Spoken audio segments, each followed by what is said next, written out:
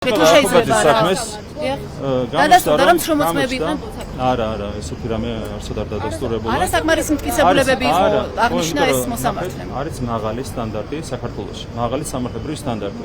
ერთ-ერთი მიზეზი, რატომაც 1000 მოძალადიდან მარტო არის 20 დაკავებული, ამის მიზეზიც არის სწორედ მაღალი სამართლებრივი სტანდარტი. აქაც არის მაღალი სამართლებრივი სტანდარტი.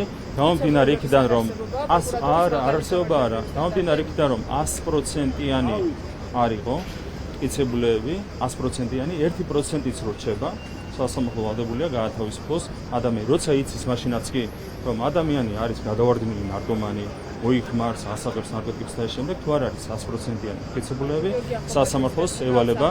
გიორგი ახობაძე, რამდენიმე თვიანი პატიმრობის პერიოდში დედა დაკარგა ბატონო ირაკლი და თუ ასეთი მტკიცებულებების არარსებობასთან ქონდა საქმე, მაშინ საერთოდ რატომ ჩასვით ის ციხეში? ეს რა სტანდარტია მაშინ? არც შრეკის ვიდეო იყო. იმის გამო რომ ვიდეო არ იყო გადაღებული.